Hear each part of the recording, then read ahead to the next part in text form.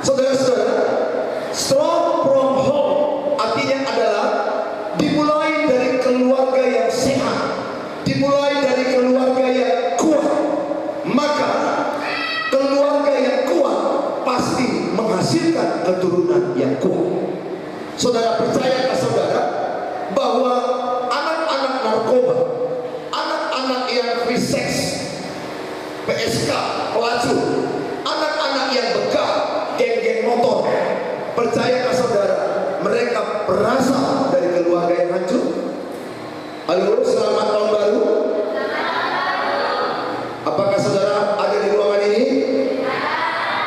Oke, saya mau tanya, kalau saudara lihat pelacur di Nibung Raya, pelacur di Sibolagi, atau katakanlah orang-orang yang begal, apa itu begal? Geng motor yang suka merampas, yang suka menghadap, yang menghajar, kadang membunuh.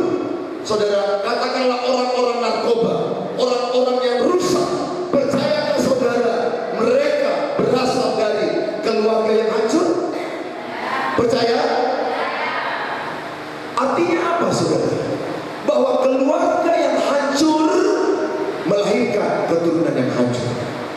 Keluarga yang kuat melahirkan keturunan yang kuat. Saya nggak tahu saudara berasal dari keluarga yang mana. Kuat atau hancur? I don't know. Engkau tahu ayah ibumu. Kalau ayah ibu bertengkar terus, ayah ibu bercerai, ayah ibu kita selingkuh, ayah ibu kita banyak melakukan yang tidak benar, maka adakah anak yang scoring? Halo? Do you know what is scoring? Apa scoring? Apa scoring? Lari dari rumah. Itu bahasanya. Scoring. Anak itu lari dari rumah. Kalau ada anak lari dari rumah, disebut namanya itu scoring. Dia meninggalkan rumah. Kenapa? Karena rumahnya kayak neraka. Karena rumahnya begitu hancur. Saudara, Kejadian 1 ayat 28. Sama-sama kita akan lihat. Sekali lagi kita baca ini. Silakan kita buka. Silakan. Kejadian 1 ayat 28. Saya mengajak kita supaya saudara mulai belajar. Masih muda, tapi kelak kalau engkau berkeluarga, engkau mempersiapkan dirimu keluarga yang kuat, keluarga yang kokoh, keluarga yang sehat. Saudara-saudara, keluarga adalah benteng dasar yang paling kuat. Mari sama-sama kita membaca 1, 2, ya.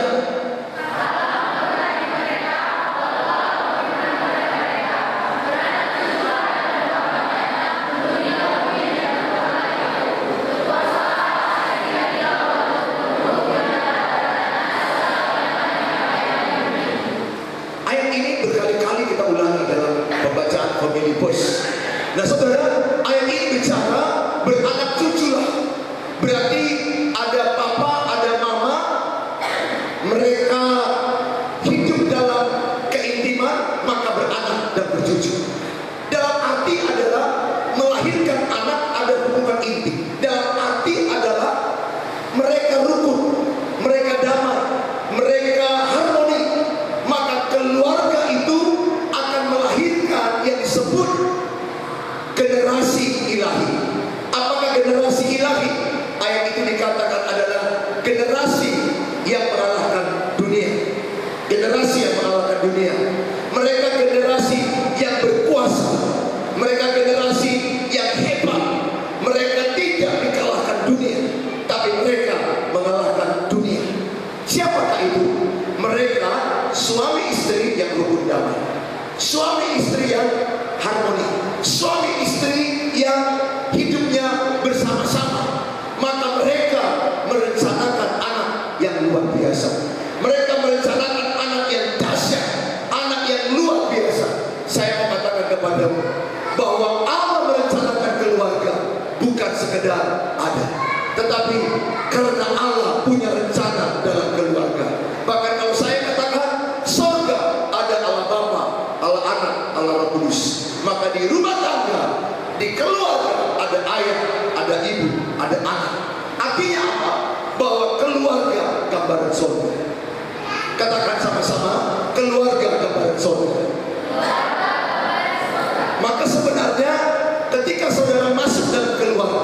saudara masuk dalam surga. Itu maksud Tuhan. Tapi sering anak ada dalam keluarga bukan surga. Bapak bertengkar dengan istri, istri bertengkar dengan suaminya, anak-anak bertengkar yang paling besar dengan yang paling kecil, orang tua mengusir anaknya. Maka apa yang terjadi? Keluarga yang harusnya surga berubah jadi neraka. Saudara-saudara, saya berharap semua orang tua di sini, kalau engkau bertengkar, janganlah bertengkar di depan anak-anak. Jangan depan anak-anak. Sekali lagi, keluarga itu adalah dikatakan gambaran surga. Jadi mau lihat surga itu adalah lihat keluarga. Itu maksudnya.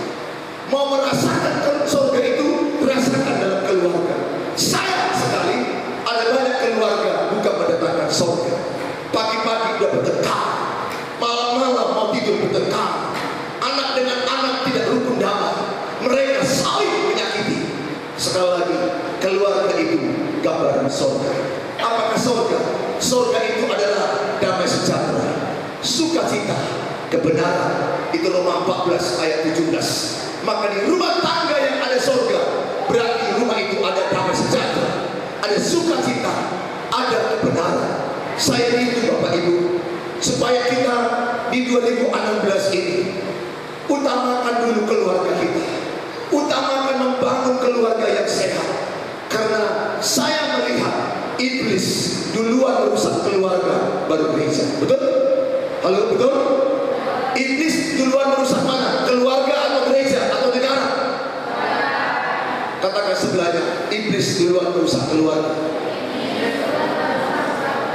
Itu target dia. Yohanes 10 ayat 10. Iblis datang untuk mencuri, membunuh, membinasakan. Apa yang dicurinya? Damai di keluarga. Apa yang dicurinya? Sukacita di keluarga. Apa yang dicurinya? Dia mencuri kebenaran. Maka apa yang terjadi? Keluarga itu binasa. Saudara-saudara, 2000 pasang yang bercerai di kota Medan setiap tahun secara undang-undang sah pakai palu. Yang tidak sah bercerai jauh lebih banyak, jauh lebih banyak. Tapi saya rindu, saudara-saudara, bagaimanapun keluarga, percayakan kau, Tuhan sanggup memulihkan keluarganya. Yang percaya, Tuhan sanggup memulihkan keluarganya, kan tangannya. Amin, amin, saudara. Saudara, percaya ke saudara bahwa Yesus datang memberi hidup berkelimpahan.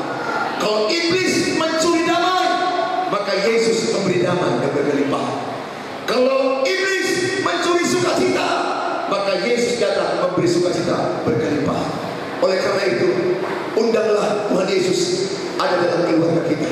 1 Timotius 3 ayat 5, saudara. Coba lihat sama-sama. 1 Timotius 3 ayat yang kelima.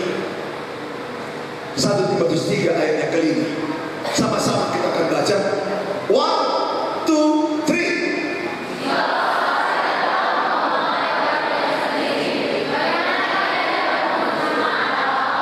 Ayat ini jelas.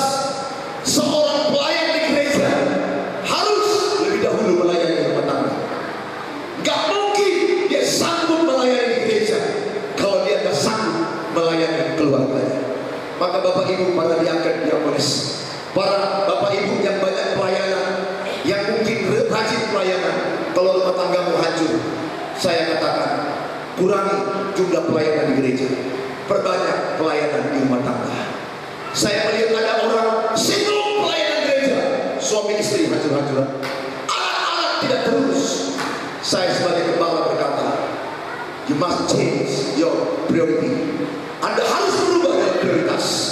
Karena ayat ini jelas, kalau rumah tanggamu hancur, bagaimana kau bisa melayani gereja? Kita tak bisa melayani gereja benar. Saya tak bisa melayani gereja ini benar kalau saya tidak bisa mengembalakan istri dan anak-anak saya. Saya harus turun dari mimbar ini kalau saya gak bisa mengembalakan istri dan anak-anak saya. Artinya apa? Saya tak lulus dari ayat ini. Bagaimana saya bisa memimpin jemaat yang banyak sementara anakku 2, istriku 1 gak bisa memimpin? Saudara-saudara, saya melihat beberapa pelayan-pelayan hebat rumah tangga hancur. Saya mau tanya dulu, kalau rumah tangga pelayan hancur, pelayanannya hancur atau bagus? Hancur, betul? Betul? Sehebat apa pendeta di luar sana, kalau dia punya rumah tangga cerai, apakah bercerai? Apakah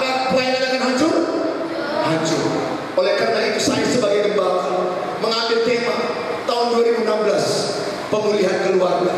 Saya ambil tema sebulan ini, pemilih first. Apa artinya? Mengutamakan pelayanan keluarga, mengutamakan keluarga. Bagaimana caranya? Kita banyak berdoa. Keluarga yang kuat, keluarga yang berdoa, keluarga yang beribadah. Saya berusaha setiap hari bersama istri sama anak-anak berdoa bersama-sama. Enggak lama, mungkin 5 menit, 10 menit, 15 menit. Tapi ada doa keluarga yang harus kita lakukan. Oleh karena itu saudara-saudara, siapa di sini suami istri yang mau berdoa setiap hari berpegangan tangan? Halo, selamat Natal dan Tahun Baru. Karena masih ada Santa Claus, berarti masih Natal gereja ini. Siapa yang mau berdoa pegangan tangan suami istri, angkat tangan.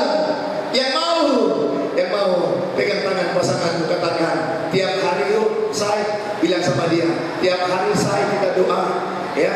Bilang sama sayangnya, tiap hari saya kita doa, ya. Bukan sayur yang sayang. Jangan bilang tiap hari yang sayur, bukan yang sayur. Tiap hari yang sayur kita doa.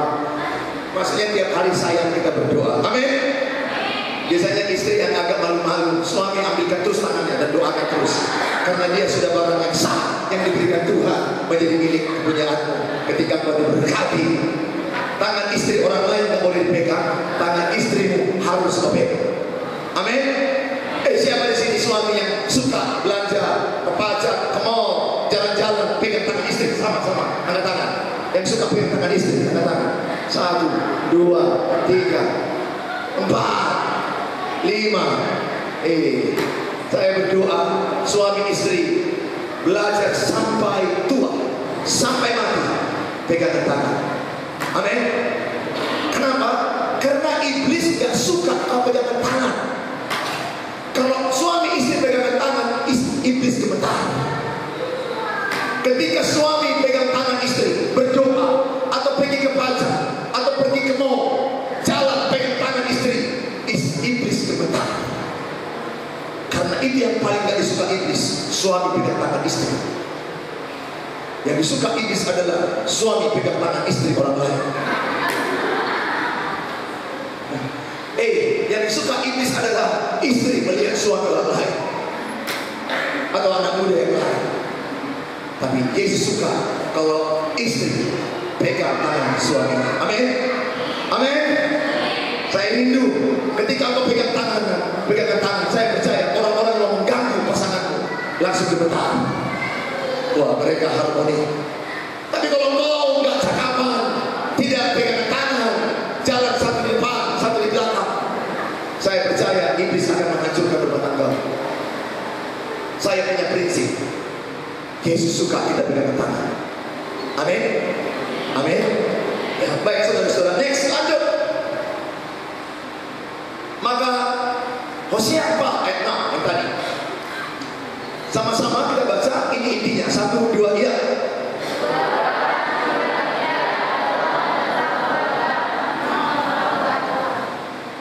Kalau orang bertanya kepada saya, kenapa ada keluarga Kristen hancur?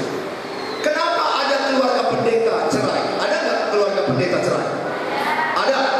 Ada nggak keluarga pelayan juga hancur? Ada. Maka saya akan jawab Hosea 4 ayat 6. Sebuah keluarga hancur karena mereka tidak berdiri di dalam pengenalan akan Allah. Karena mereka tidak berdiri dengan pengetahuan tentang keluarga.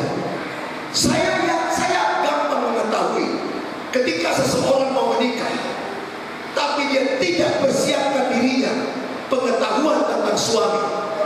Dia nggak persiapkan dirinya pengetahuan tentang istri. Dia nggak persiapkan dirinya pengetahuan tentang ibu atau ayah. Saya pastikan keluarga ini hancur. Dia hanya sibuk memikirkan pesta di gedung mana, di Sopogoda KKBP, di Agape, di Wisma tempat lain, atau di Sopo-Sopo, kira-kira begitu. Artinya apa?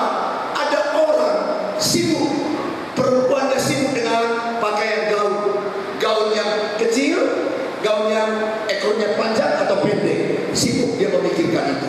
Sibuk memikirkan fotonya di mana, di Bali atau atau dibaliki. Sibuk dia memikirkan. Baliki dekat tapi kurang keren. Bali jauh, tiket gak ada, kira-kira begitu. Ada orang menikah bukan memikirkan bagaimana mental jadi suami, bagaimana mental atau pengetahuan mendidik anak. Tidak, dia sibuk siapa yang diundang, gedungnya di mana, bahkan stres memikirkan undangan, bahkan stres memikirkan yang nggak perlu, yang tidak esensi. Maka saya pastikan keluarganya akan hancur. Mudah-mudahan tidak salah. Kenapa? Karena mereka nggak mempersiapkan diri, tapi mereka berani diberkati dari suami istri. Maka ketika mereka diberkati, maka mereka bingung. Kau siapa? Aku istrimu. Apa itu istri? Dia nggak tahu. Kau suamiku? Enggak, aku tak suamimu. Aku temanmu. Dengan baik.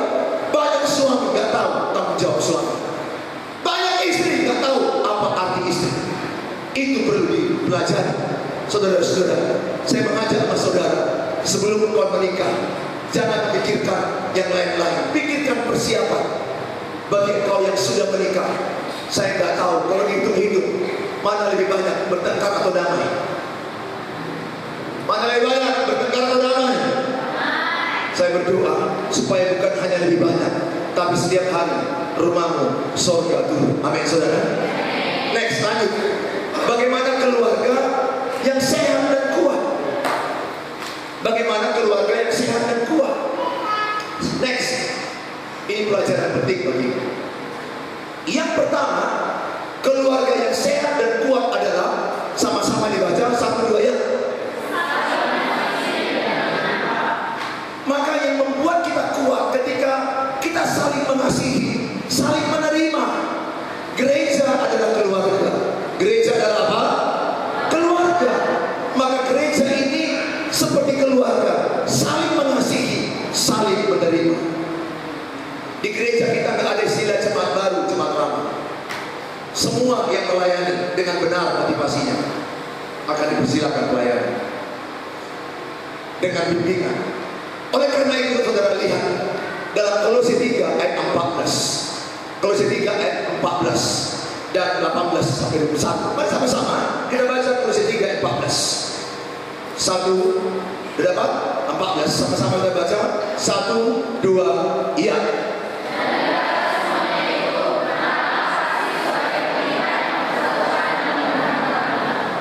Iya, kasih sebagai pengikat, betul?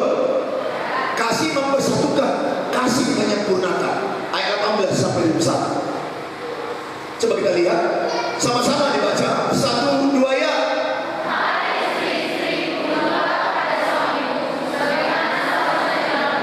19.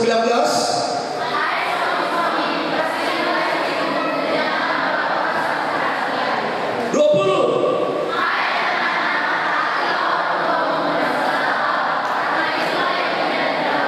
21.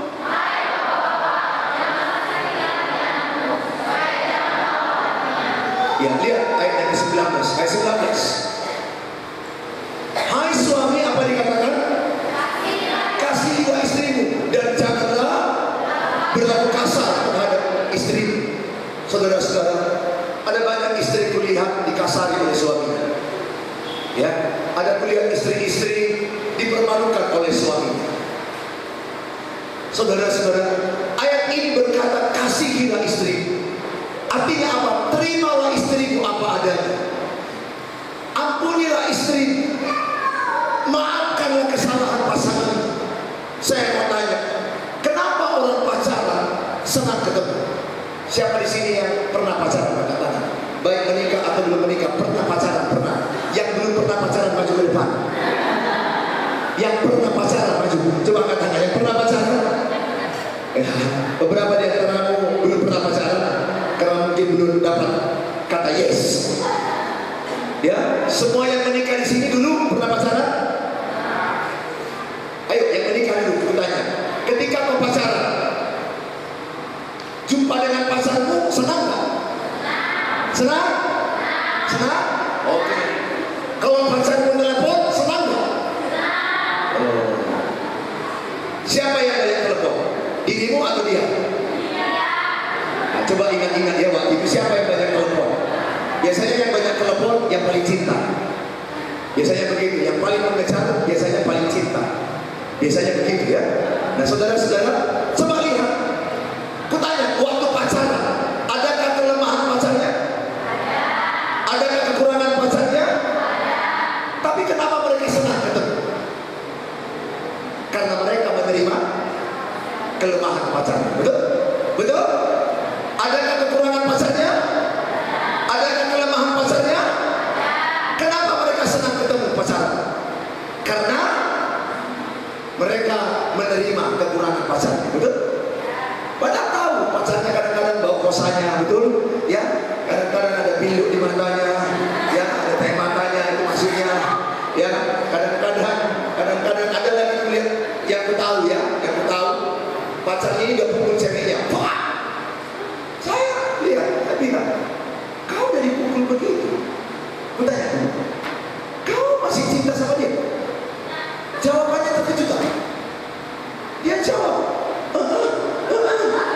dalam hatiku, nawa kemahau jangan gila. Kira-kira begitu.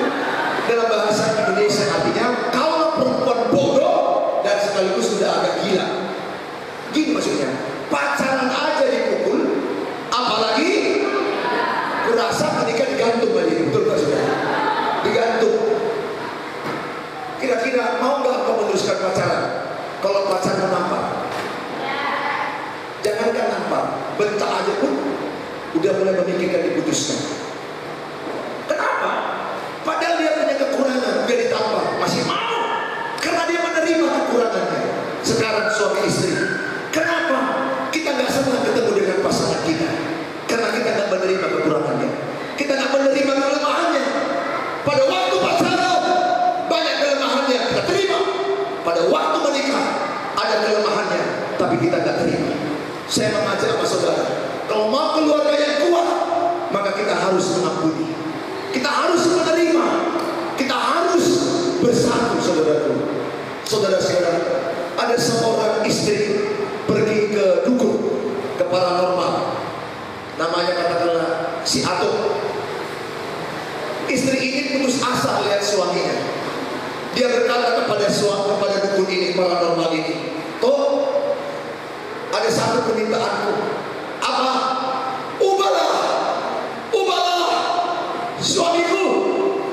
Aku menderita tuh. Aku sakit hati. Aku mau mati dia suamiku. Dia kejam. Dia jahat. Aku mau tuh ubah dia. Dukun ini bilang, sebenarnya Bu, yang benar itu ibu harus mengubah dirimu sendiri. Tapi karena dukun ini didesaknya, toh harus diubah. Aku udah gak tahan, kalau tidak aku mati. Oke, saya buat ramuannya, kata dukun atau paranormal ini. Asap-asap. Sigi-sigi duanya. Rata-rata orang ke dukun jadi bodoh, betul kan? Jangan-jangan dukunnya tidak gosok gigi 1 minggu, betul kan? Kadang-kadang antara dukun dengan pendeta pun beda tipis, betul kan? Kadang-kadang pendeta pun apalagi masa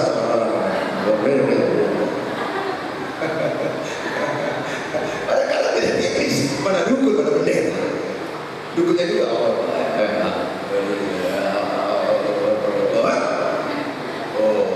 ada satu kurang bahannya. Apa itu toh? Kumis macan. Toh kumis macan atau kumis tikus? Kumis macan. Kalau itu kau lakukan, suami berubah. Toh gimana carinya? Ke hutan. Di hutan sana banyak macan. Bisa nggak diganti jadi kumis kucing? Oh, dia bilang tidak bisa. Ramuannya macan, macan. Kuliah di ayat ini macan. Bukan macan Johan, macan. Maksudnya harimau, seperti harimau yang makan orang. Mau nggak suami berubah? Mau nggak suami berubah? Mau tuh. Tapi kan syaratnya dari kali tuh, aku harus cari kumis macan. Mau nggak berubah? Mau. Pergi. Dari kejauhan dijumpa macan itu, jarak 100 meter. Macannya udah ada memberikan suara. Dia mulai memberikan suara memakan orang. dia mulai berpikir takut. Tapi dia punya akal. Macan suka sop, macan suka makanan, macan suka tulang-tulang. Dia pergi ke BPK Tesalonika, jauh-jauh diambilnya. Macan itu dikasihnya tiap hari BPK Tesalonika. Kadang-kadang diganti dengan BPK Roma yang dekat Pedulian. Di situ ada dekat Pedulian ada namanya BPK Roma. Daerah Pedulian ada Matius, Markus, Lukas, semua dia di sini. Tiap hari dikasihnya macan ini. Waduh, jarak jauh. Macannya makin dekat dengan dia 50 meter. Macannya makin dekat. Wah, dikasih lagi sebulan, 2 bulan, 3 bulan. Jaraknya makin 10 meter. Jaraknya makin 10 meter. Wah, waduh, akhirnya diborongnya lah seluruh makanan BPK Tesalonika. Dihabiskan, dikasih ke macan ini. Jarak 1 meter. Tapi macannya tidak memakan dia, tidak berkata, justru jarak 1 meter. Macannya berkata, artinya gua kenyang. Waduh, saudaraku, macannya ini senang, dikasih makan tiap hari berbulan. Apa yang terjadi? Macannya mau tidur di pangkuan ibu ini. Wih, macan memakan orang. Macan yang ganas bisa jadi jinak. Waktu tidur macan ini, dia ingat pesan dukun. Ambil apa? Kumis macan. Maka waktu tidur, macan ini dia ngorok. Mungkin ini macan orang Batak, betul nggak? Dia ngorok. Waktu dia ngorok, maka ibu ini ambil kumisnya satu. Waktu dia ambil, macannya sudah kenyang. Macannya sudah senang dengan ibu ini. Artinya dia tahu ini orang baik. Dia tahu ini orang baik. Ketika diambil kumisnya, macan ini terus itu maksudnya saudara. Terus maka pergilah dia pulang ke atuk ini dan berkata, kumisnya udah ku ambil. Janjimu, suamiku berubah. Apa kata paranormal ini? Sejak kau ambil kumis macan ini, sejak itu suamimu berubah. Kok bisa? Dia bilang, macan ganas aja bisa kau jinakkan, apalagi suami. Artinya kalau kau baiki suamimu tiap hari, sebulan, 2 bulan, 6 bulan, setahun, suamimu yang jahat itu akan berubah jadi baru pulanglah ibu ini. Maka sejak itu tiba ini nyala suaminya tiap hari, dikasih makan, dibersihkannya, diservis, dirapikannya. Maka suami yang jahat itu berubah jadi baik. Saudara-saudara, saya bukan bilang suami macan, bukan. Maksud saya adalah kalau yang macan aja yang ganas bisa berubah, apalagi istri. Ada suami yang bilang, aduh Pak Pendeta, istriku kayak singa betina. Maksudnya apa? Kalau merepek, maka dia seperti mengaum singa betina kelaparan. Saya katakan kepadanya, ketika engkau berubah, maka suamimu berubah. Katakan, perubahan dimulai dari diri saya sendiri. 1, 2 ya. Amin. Semakin saya berubah baik kepada istri saya melihat istri saya semakin baik kepada saya.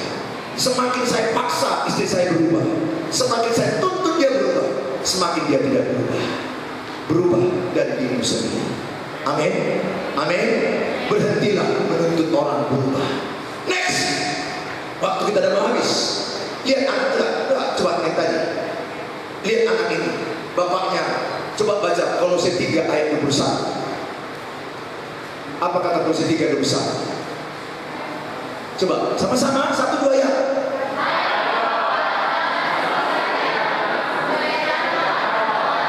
Yang membuat anak-anak banyak tertolak, hatinya disakiti. Gambar tadi kembali. Lihat bapak-bapak ini. Pernah nggak orang tua membuat begini sama kamu? Tahu kau manusia atau hewan? Kau lahir pula kau. Kau lahir pula kau. Kalau anaknya bijak kan karena papa dan mama. Betul nggak saudara? Apa? Betul. Ada orang tua yang begitu kejam sama anaknya. Pernah dicewek? Siapa yang pernah dicewek? Pernah dicewek? Pernah dicewek? Lihat gambar ini, lihat gambarnya, gambar muka mulai waktu dicewek ini. Lihat gambar anak ini disakiti, saudara. Lihat, bapak-bapak jangan sakiti hati anak. Artinya orang tua, ibu, kakak, abang, jangan sakiti hati adik. Jangan sakiti hati anak. Ada sampai orang tua mengusir anaknya. Ada sampai orang tua nggak mengakui anaknya. Padahal itu anaknya sendiri.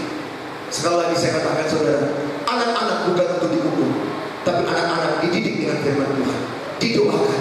Saudara-saudara, yang benar yang ketiga, bapak itu anaknya digendong. Waduh, kalau anak digendong, anak dipeluk, itu percaya dirinya tinggi.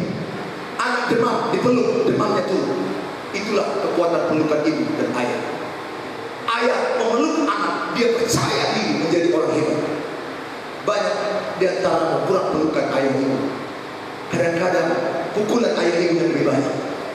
Saudara-saudara, kayak manapun keadaan orang tuamu pada waktu kau kecil, saya berdoa, ampuni orang tua. Siapa yang mau mengampuni orang tuanya? Amin, saudara. Jangan ingat sakit hatimu kepada orang tua. Kalau kau tetap terluka, engkau kecewa dengan orang tua, maka iblis akan menduduki hidupmu. Karena kekecewaan, pintu iblis masuk dalam hatimu. Saya berdoa supaya kita tak pernah melakukan kasar kepada anak kita. Orang tua jangan pukul, jangan pukul anak. Baik tangan, baik kayu, baik roh, apalagi besi. Jangan, saudara. Kasih anak, ini anakmu, supaya anakmu itu percaya diri dan dia menjadi orang yang luar biasa. Hai bapak-bapak, jangan sakiti hati anakmu, supaya jangan tawar hatinya. Ketika kita berkata Bapak surga baik, bapaknya jahat di rumah, dia kaya percaya dengan Bapak di surga baik. Karena dia melihat bapaknya kejam, bapaknya sadis, bapaknya main pukul, bapaknya usir dia, maka dia tak percaya Bapak di surga itu baik. Karena Bapak yang di rumah yang dilihatnya jahat, maka dia akan berpikir jangan-jangan yang di surga itu jahat. Saudara-saudara, Bapak di rumah gambaran Bapak di surga, ibu di rumah gambaran Roh Kudus. Roh Kudus itu penghibur, ibu itu juga penghibur di rumah, penolong. Next, lanjut saudara. Apa yang kedua? Membangun hubungan melalui komunikasi. Kalau mau keluarga yang kokoh, kami keluarga rohani di sini masjid, kami sering ke mall bersama-sama, anak-anak ngomong. Dan sebelum hari berangkat kami matikan HP, kami ngomong. Kadang-kadang ada suami istri ngomong, HP-nya hidup. Suaminya nggak memikirkan istrinya, tapi yang dipikirkan Facebook, yang dipikirkan yang Instagram, yang dipikirkan orang yang jauh, tapi orang yang dekat nggak peduli dia.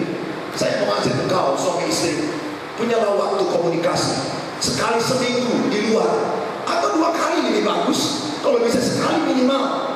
Pergi berdua tanpa anak-anak, minum kopi, makan pisang goreng. Kalau nggak ada uang, bawa pisang goreng dari rumah, bawa kopi dari rumah. Hanya minta air panas di kedai Aceh.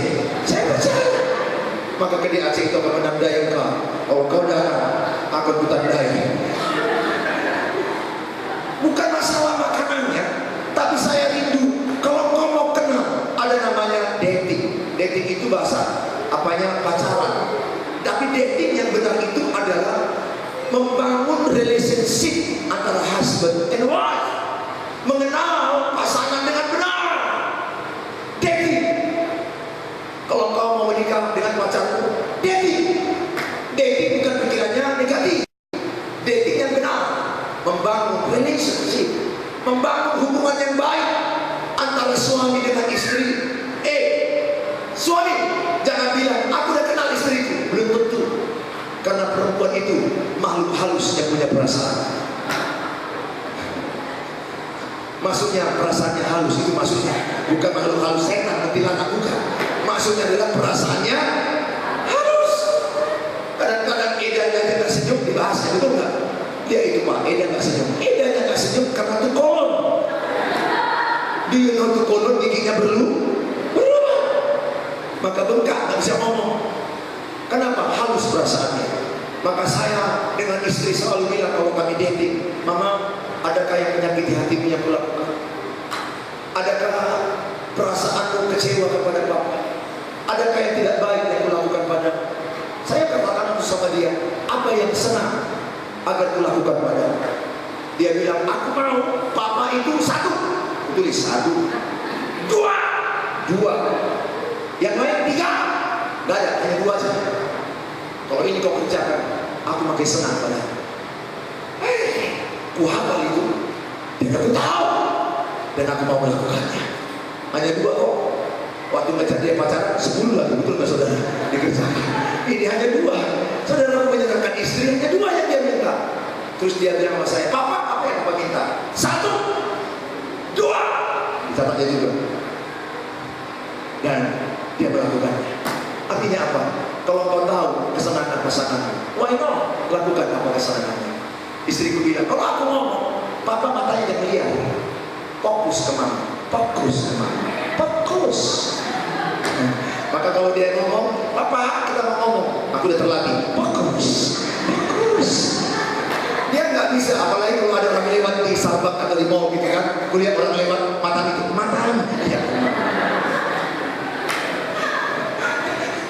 Makanya saya sudah terlatih, kalau dia minta ngomong, oh fokus, saya nggak mau lihat, mau ada kecoak, mau ada apa. Artinya apa? Saya permintaannya sedikit kok, betul? Baru kalau aku pergi kemana-mana, ke salon atau kemana, perhatikan apa? Ada yang berubah. Oh yang puji lah, kalau aku udah pangkas, udah krimbat, udah rebonding, anak jam di ruang astronot, tak apa. Satu waktu dia ke salon, saya nggak tahu apa yang berubah. Baru dia jumpai saya. Coba lihat mama, coba lihat mama, coba lihat.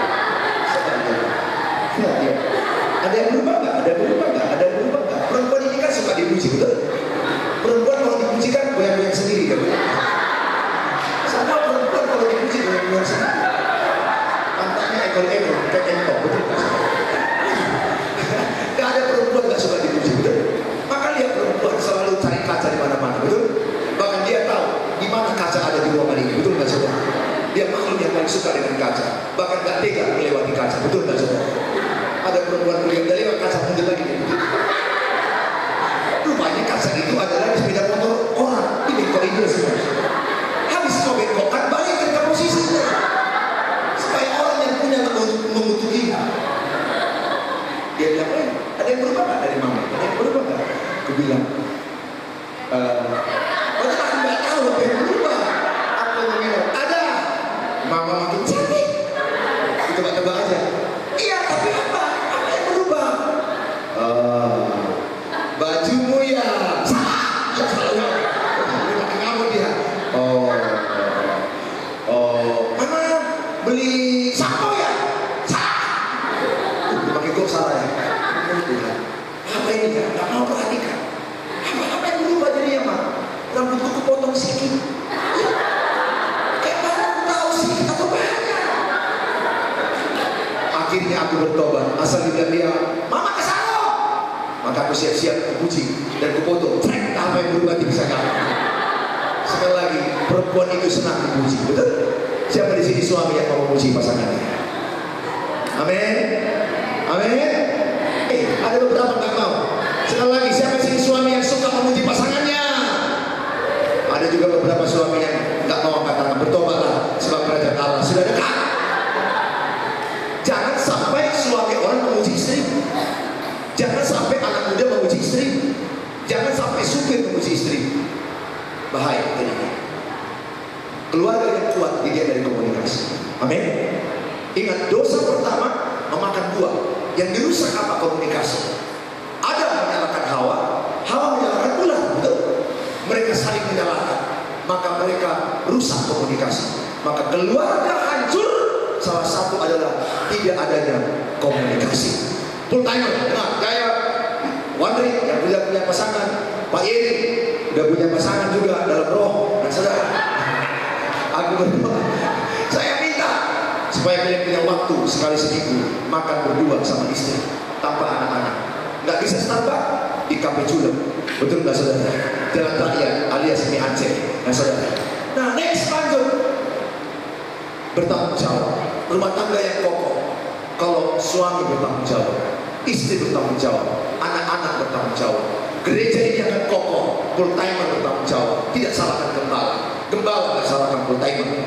Dan jemaat nggak salahkan gembala, gembala nggak salahkan jemaat. Semua kita berkata gereja ini tanggung jawab saya, keluarga ini tanggung jawab saya. Yang membuat keluarga hancur, suami salahkan istri, istri salahkan suami, dan akhirnya suami menyalahkan mamanya gara-gara dituduhkan mamanya. Kau kena gara pilihan mamakunya kau, kalau gak kepilih. Dengan baik, jangan menyalahkan. Orang dewasa tidak menyalahkan siapapun. Orang dewasa bertanggung jawab mengubah hidupnya, bertanggung jawab mengubah situasinya. Saya senang dengan seorang bapak ini, dia mau gendong anaknya. Saya mau supaya kau punya anak, gendong anak. Ketika seorang ayah gendong anak, seorang ibu gendong anak, itu menggambarkan Bapa di surga mengayomi anak-anaknya. Wah, si anak saya segini kalau saya gendong, saya terbangkan dia tinggi sedikit, dia bilang lebih tinggi lagi Pak, lebih tinggi lagi. Aku yang jantungan kalau lebih tinggi lagi. Dia senang, dia pede. Saudara-saudara, bertanggung jawab. Anak-anak, jangan salahkan ayah ibu, dan jangan pernah memecat ayah ibu, dan jangan pernah menyesali kenapa dia ayah ibu. Dia sudah yang tepat dari ayah dan ibu. Dia memang tetapkan dari ayah dan ibu. Jangan pernah engkau menyesali siapa ayah, siapa ibu, karena itu adalah anugerah yang terindah yang Tuhan berikan padamu. Amin, saudara. Saudara, next lanjut. Yang keempat, keteladanan. Keluarga yang kokoh butuh teladan. Ayah ibulah jadi teladan. Yesus dalam kitab Yohanes dikatakan memberi teladan kepada murid-muridnya, membasuh kaki murid-muridnya, dan dia berkata, kalau aku membasuh murid-muridmu, kalau aku membasuh kaki murid-murid, aku sebagai Tuhan dan Guru, engkau juga harus membasuh sesamamu. Dengan apa? Jadilah teladan dalam keluarga. Kakak-kakak jadi teladan bagi adik-adikmu. Bagaimana pacaran yang benar? Kalau pacaranmu salah, adikmu akan mengikuti cara pacaran. Kalau pacaranmu rusak, kalau hamil duluan kau, maka adik-adikmu akan ikut hamil duluan dari balik. Kenapa? Karena apa yang kau tahu itu akan berubah. Saya berdoa, mari, nggak ada kata terlambat. Semua kita bisa berubah, saudara. Jangan salahkan ayahku yang salah, bapakku yang salah, ibuku yang salah, nenekku yang salah. Tidak. Orang yang benar, dia berkata, aku mau berubah. Berubah dimulai dari saya, dan saya menjadi teladan. Dari teladan. Lihat ibu dan bapak ini, kompak tak? Lihat anak yang digendong, kompak tak? Kenapa? Karena melihat ayah ibunya kompak.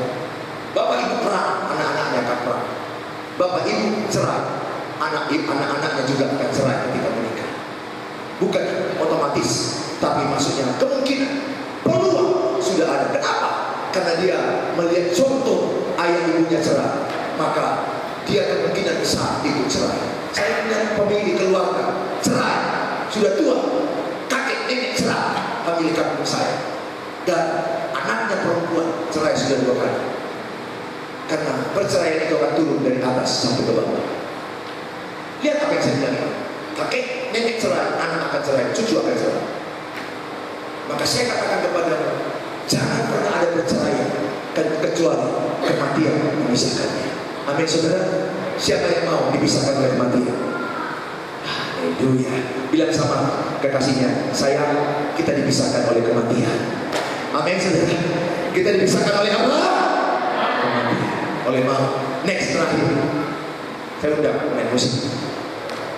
Mendisiplin dan memberi rewards, penghargaan. Ketika anaknya berhasil menyelesaikan PR, tepuk tangan. Si Jamie, kalau dia tambah makan, Pak, aku tambah makan. Mama, Jamie tambah makan. Kenapa? Karena bagi Jamie, makan itu mujizat itu nyata. Karena dia makhluk yang paling payah makan. Nyuruh dia makan seperti menyuruh, memaksakan dia untuk makan. Bahkan Jamie pernah bertanya kepada saya, anak saya yang kedua, Papa, kenapa harus makan? Loh, supaya kau hidup. Kau nanya gitu nak, capek makan. Bayangkan, saudara, setiap anak mengerjakan saat teduh, waktu tepuk tangan, mantap. Setiap dia kerjakan PR-nya, kalau dia ada hasil ujian dia, Papa lihat ujianku 80. Ketika benar, berikan reward. Ketika salah, ajari dia. Jangan dipanis, jangan dihukum. Ketika benar, puji dia. Lihat bapak ini, anak-anaknya bernama, habis bernama di peluknya.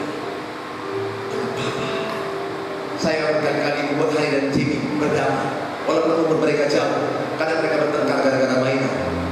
Tapi setelah mereka berdamai, mereka nangis, saya peluk, ini anak Bapak. anak papa itu damai, anak papa itu suka damai. Berdamailah kalau kalian kakak adik, saudara-saudara, rewards membuat dia makin berubah. Pujian, betul.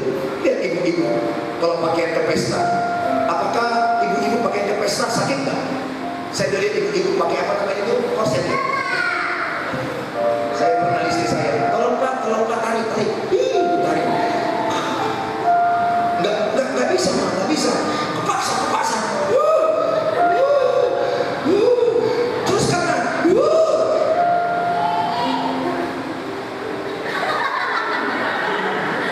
Bawa dia waktu itu pesta Gultom di Danau Toba. Karena aku tokoh Gultom, saya membina kerohanian Gultom sekota Padang Medan. Saya diundang untuk berdoa atau melayani di sana. Saya mau, mama ada, karena ini acara Gultom sekota Padang Medan. Tapi karena ini acara Gultom, mama harus pakai korset, kebaya. Istri saya ini nggak suka kebaya, nggak suka pakaian-pakaian yang seperti itu. Dia suka gaya-gaya bebas, gaya-gaya santai, gaya-gaya rileks. Nah, tapi dia dipaksa. Akhirnya dia, tolong tarik. Udah nggak bisa mah, masih besar perutnya. Dipaksa lagi. Terus kan masih lagi. Siap. Udah begitu pakai sepatu hak tinggi lagi 5 cm.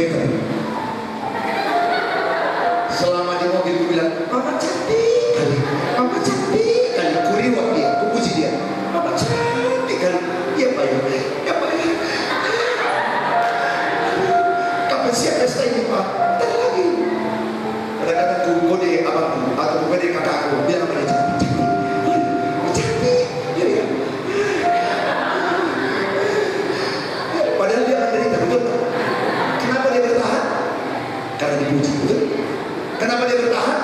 Karena dipuji. Cantik kali mama. Sampai di mobil,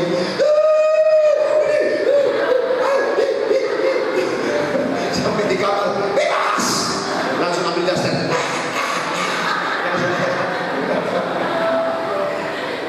Artinya orang diberi pujian, dia bertahan, betul? Orang diberi pujian, dia akan menjadi orang yang lebih baik, betul? Dengan baik, rewards. Sering puji anak, sering katakan kau hebat. Saya sering lihat kepada istri saya, mama cantik, mama hebat, I love you so much. Saya sering puji istri saya. Saya sering bilang kepada anak-anak saya, kau anak yang hebat, anak luar biasa. Papa percaya, engkau akan menjadi orang pemimpin yang hebat di masa depan. Saya selalu berkata yang baik kepada anak saya. Demikian juga engkau, perkatakan yang baik kepada anak-anak, maka jadi padamu. Kau katakan anakmu bodoh, kau katakan anakmu luar biasa, anakmu luar biasa. Apa yang kau katakan, itu yang terjadi pada anakmu. Katakan kepada papa, kalau kau punya papa, aku bangga dengan papa. Kalau nanti aku cari suami, aku mau cari kayak seperti papa. Papamu akan berubah. Jangan bilang, kalau aku cari suami, gak aku cari kayak kau, kayak papa gak aku cari. Aku paling suka gaya papa. Ya, semoga suamiku tak seperti kamu. Bayangkan lagi, saya berdoa kalau tidak begitu. Bilang kepada papa, aku bangga dengan papa. Papa orang yang terbangga dalam hati saya. Aku mau cari suami seperti papa, seperti mama, cari istri. Tepuk tangan bagi Tuhan Yesus.